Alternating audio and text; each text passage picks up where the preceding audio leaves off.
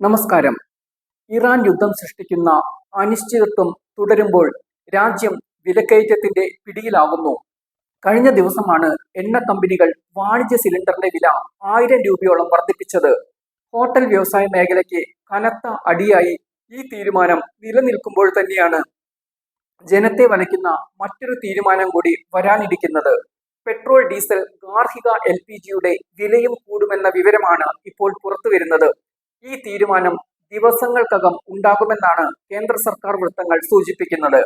ഗാർഹിക സിലിണ്ടറിന്റെ വില 50 രൂപ വരെ കൂടിയേക്കും. അതേസമയം പെട്രോൾ, ഡീസൽ വിലയിൽ ലിറ്ററിന് 5 രൂപ വരെയും കൂടിയേക്കും. വില വർധനവ് ഒഴിവാക്കാൻ കഴിയില്ലെന്നാണ് കേന്ദ്ര സർക്കാരിന്റെ നിലപാട്. ഇതോടെ വില ഉയരുമെന്ന് ഉറപ്പായി. പെട്രോൾ, ഡീസൽ വിലയും ഗാർഹിക സിലിണ്ടറിന്റെയും വിലകൾ വർദ്ധിക്കുമ്പോൾ അത് ബാധിക്കുക ഇന്ത്യയിലെ സാധാരണ ജനങ്ങളെയാണ്. പശ്ചിമേഷ്യൻ യുദ്ധത്തെ തുടർന്ന് ആഗോളതലത്തിൽ ക്രൂഡ് ഓയിലിന്റെ വിലയിലുണ്ടായ കുത്തനെയുള്ള കുതിച്ചുചാട്ടത്തെ തുടർന്നാണ് ഈ തീരുമാനം. തിരഞ്ഞെടുപ്പ് നടക്കുന്നതിനാൽ വില കൂട്ടാതെ പിടിച്ചു നിൽക്കുകയായിരുന്നു കേന്ദ്ര സർക്കാർ. തിരഞ്ഞെടുപ്പ് കഴിഞ്ഞതിന് തൊട്ടു പിന്നാലെയാണ് വില വർദ്ധിപ്പിക്കാനുള്ള തീരുമാനം കൂടി വരുന്നത്.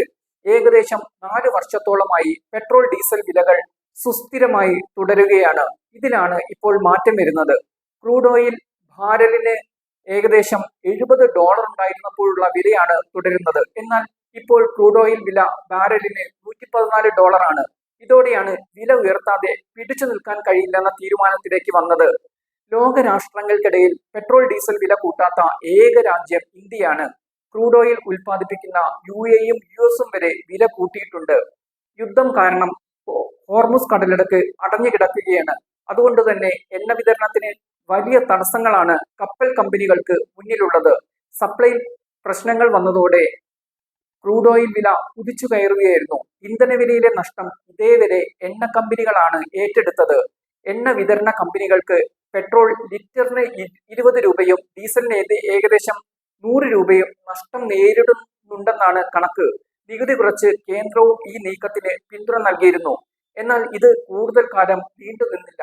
ഇപ്പോൾ വില വർധനവ് എത്തുകയാണ്. നിലവിൽ പെട്രോളിന് 107 രൂപയും ഡീസലിന് 96 രൂപയുമാണ് ലിറ്ററിന്റെ വില.